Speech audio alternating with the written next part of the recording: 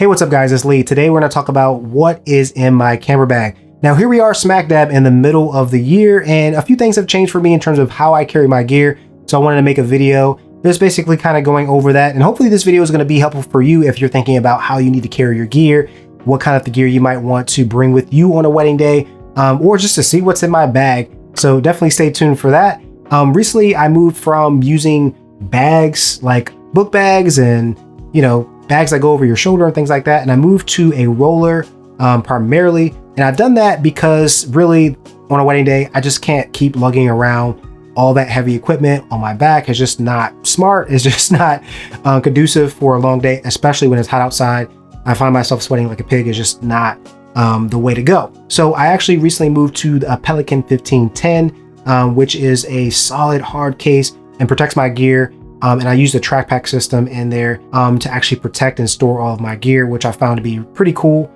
So let's kind of hop inside and see what's in my camera bag. All right, guys, so now you are inside of my camera bag. So let's just start off with lenses, right? First, I do have a 24-7 f2.8. It's right here. You can't see it because I'm actually using that to record this video right now. And then I also have my trusty Sigma 35 f1.4. This is my favorite lens. I love this lens. It makes beautiful shots, especially for, you know, family and for bridal portraits. It's I can't say enough about that lens. I love it.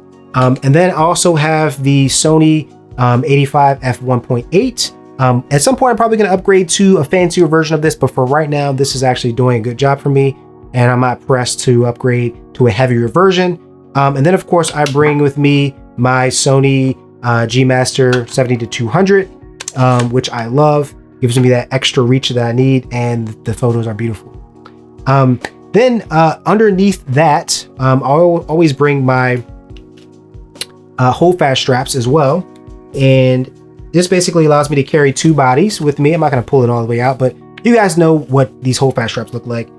Basically lets you carry around two cameras at one time, and I really love it.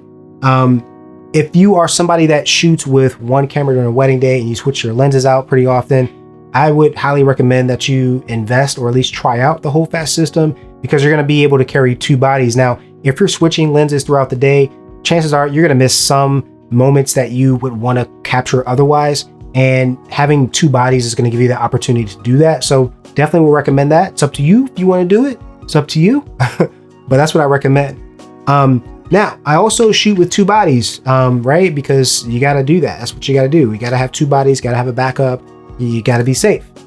So I have a Sony a7R III, and I also have another Sony a7R III that I bring with me as well. And that is actually what I'm using to film right now. And then typically in the car, I'll bring like a Sony a6400 and leave that tucked away somewhere, just in case I fall in a pool or all these go out or something weird happens. At least I'll have that as a backup to finish the day out with. It's a great camera, so why not? So that's typically what I'll have there. Then when it comes down to flashes, I typically roll with two flashes. I use the Godox V1s, and they are round head flashes, which I love. I just like the way that, you know, it bounces. I love the way that if you want to get that direct sort of flash there on your camera, on your wedding guest at the reception, you get a nice even light. I just love the way that this takes photographs. I just like that versus the traditional lenses as well. Now I do use the Magmod system as well on the one flash that you saw. I don't have the band on it. I have the band on this one, but I also use the Magspheres quite a lot. What I love about this Magsphere, if you don't have this or something similar, what it does is it spreads the light out in the room. Especially if you're in a room where they're not high, lower enough ceilings, the room ceilings are crazy high, or they're like weird colors on the ceiling. You don't want that to bounce back into your photo. This is a really great option. It really just kind of softens the light. I really can't say enough about this. This was actually a much better investment than I thought it would be. And I just really can't shoot without it at this point.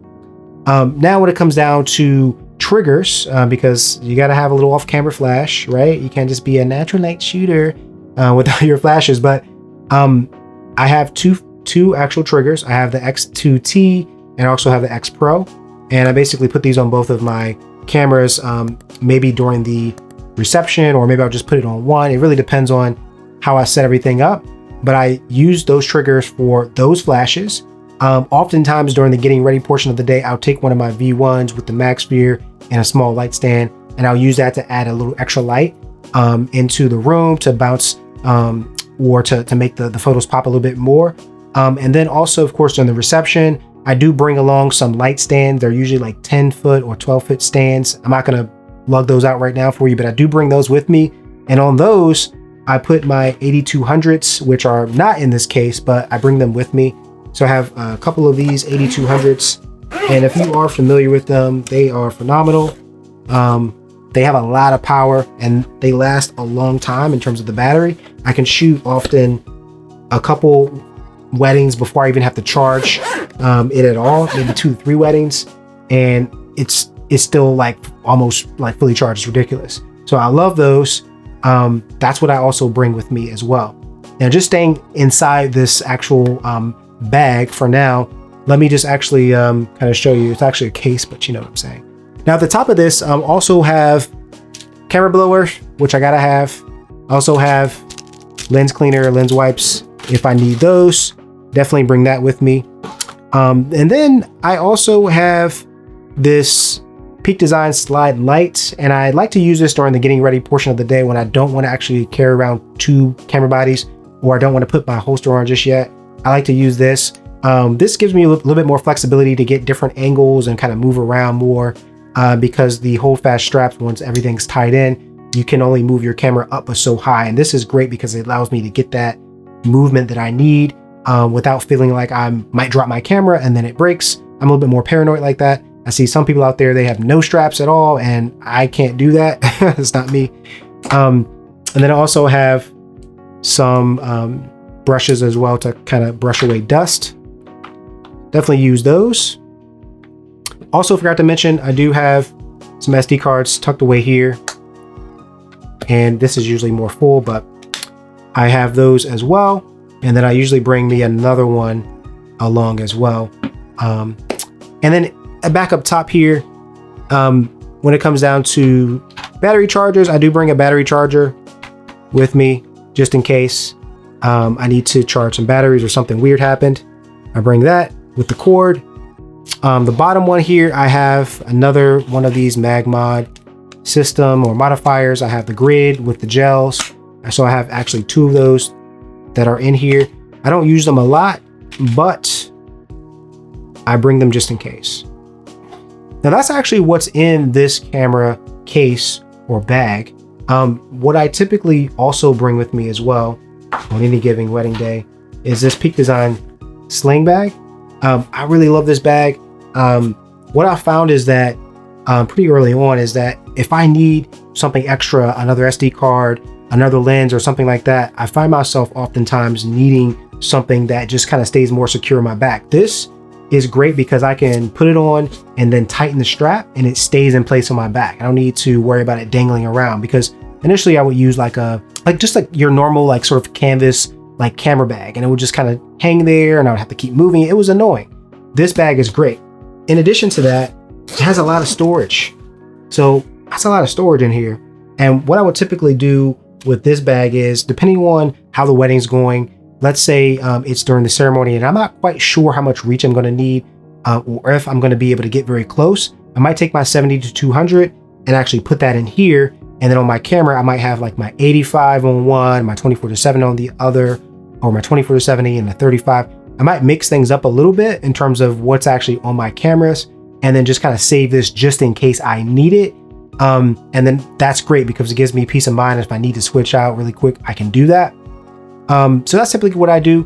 But you actually have enough space in here to add, multiple lenses in here as well. If you really want to just kind of switch between lenses.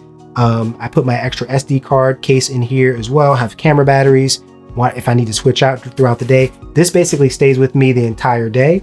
And this case here is probably stored away somewhere where I don't need it, which is great.